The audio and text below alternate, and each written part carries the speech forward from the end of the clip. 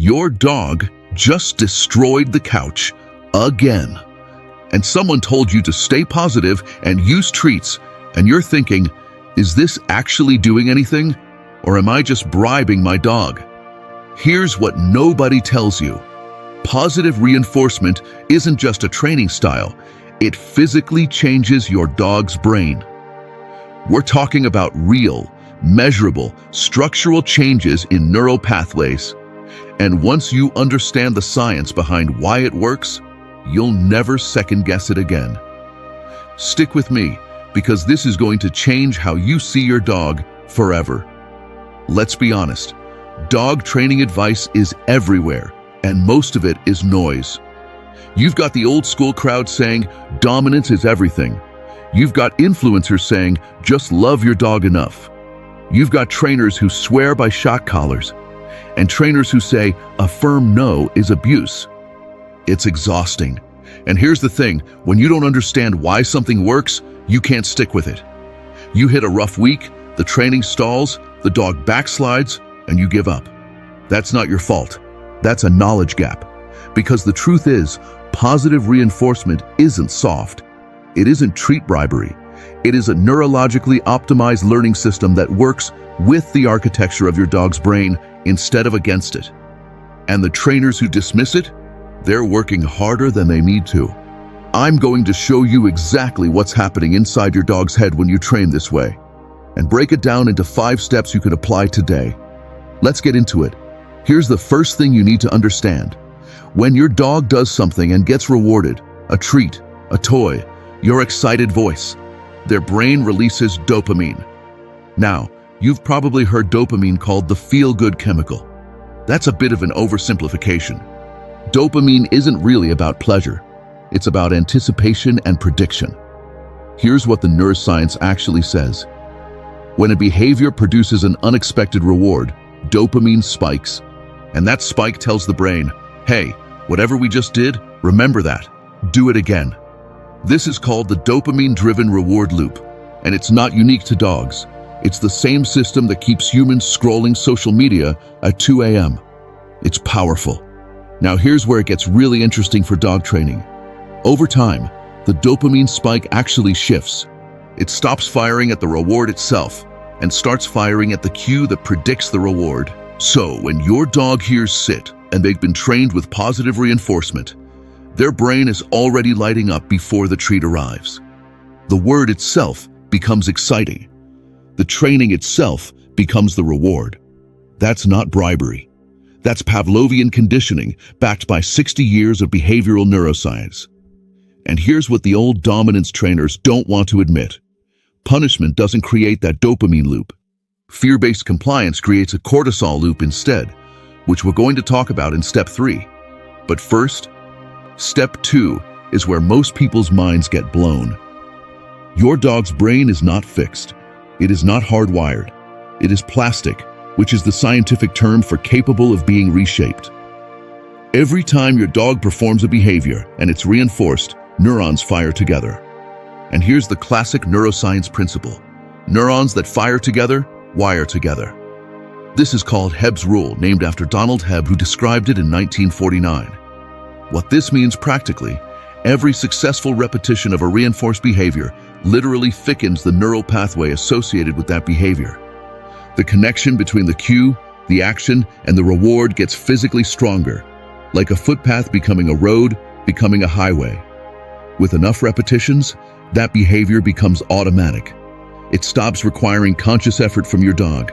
It becomes default. This is why a well-trained dog doesn't think about sitting when asked. They just sit. The pathway is so well established, it fires instantly. And here's the flip side. Behaviors that stop being reinforced, the pathways weaken. This is called synaptic pruning. The brain literally clears away connections it doesn't use. So when your dog used to jump on guests and you've consistently redirected and rewarded a sit at the door instead, the jumping pathway fades. Not because you punished it, because you starved it of reinforcement and built a better highway right next to it. Ask yourself, how many times have you tried to stop a behavior by punishing it, and it kept coming back? That's because you weren't building the replacement. You were just adding noise to an existing pathway. Positive reinforcement doesn't fight the brain, it architects it. All right, step 3, and I want you to really sit with this one. When a dog experiences something threatening, a shock, a harsh correction, an alpha rollover, a yell, their amygdala fires. The amygdala is the brain's alarm system. It triggers a cortisol and adrenaline dump. Heart rate spikes, muscles tense, the brain enters threat response mode. Now, in the short term, the dog may stop the behavior, and that looks like training working. But here's what's actually happening in the brain.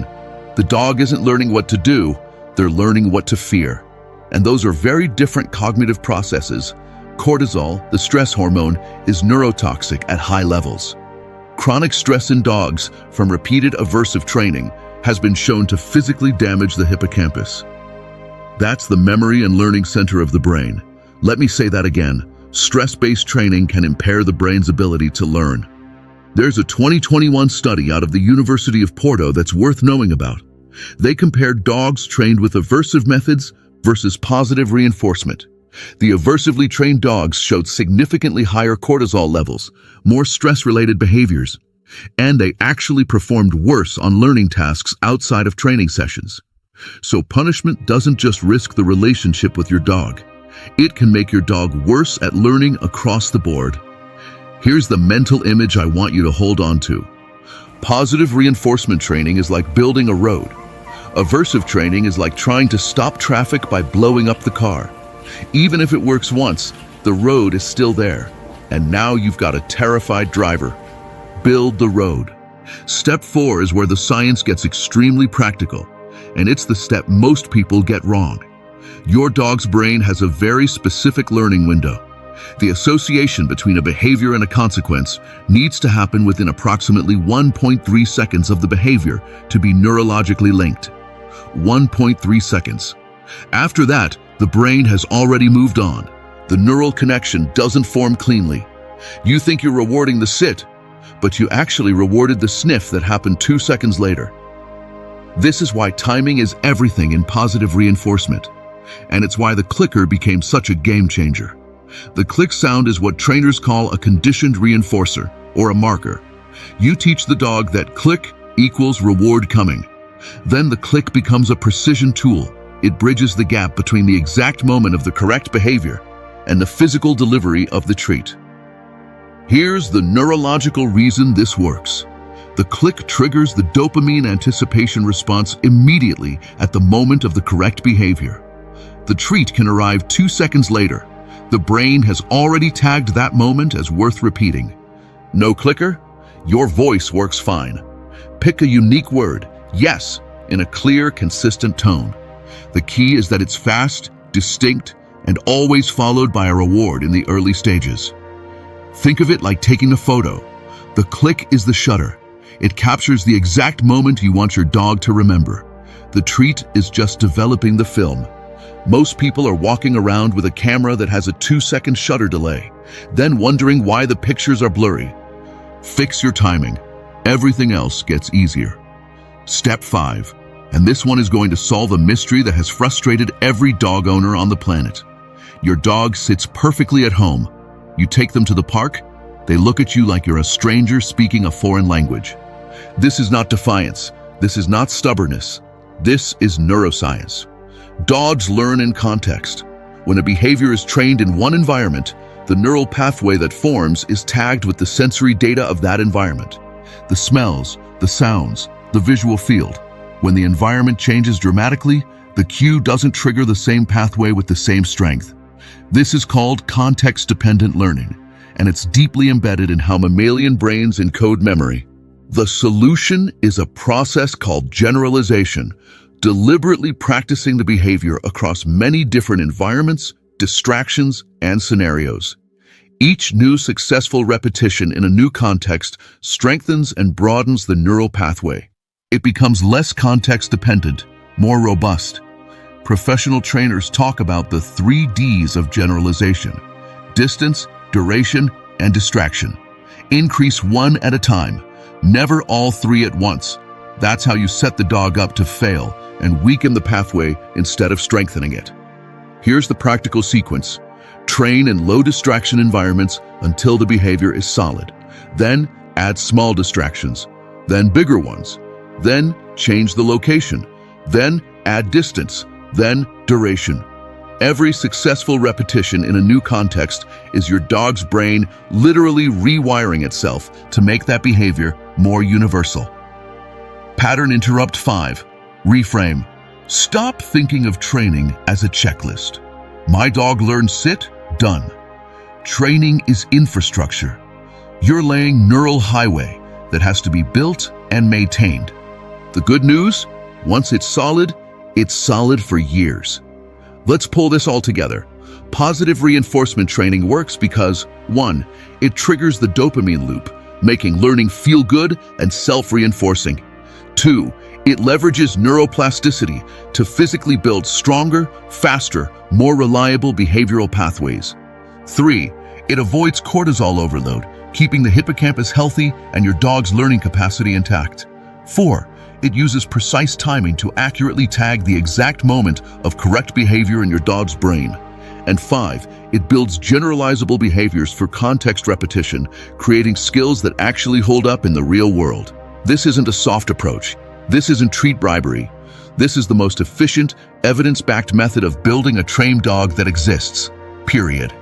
The science is not ambiguous on this. We have decades of behavioral research, neuroimaging studies, cortisol assays, and longitudinal outcome data, all pointing in the same direction. The trainers who understand this, who work with the brain instead of against it, get faster results, longer-lasting results, and dogs who genuinely want to engage with training. The ones who don't, they're fighting neuroscience, and neuroscience wins every time. If this changed how you think about your dog's brain, smash that like button. It genuinely helps this channel reach people who need it. And I want to know, what's the behavior you're working on right now? Drop it in the comments. I read every single one, and I'm planning my next few videos based on what you tell me. If you want to go deeper, I've got a full breakdown on how to properly condition a clicker and troubleshoot the most common timing mistakes. Link is in the description. And if you're new here, subscribe. We go this deep on dog training science every single week. No fluff, no drama, just the stuff that actually works.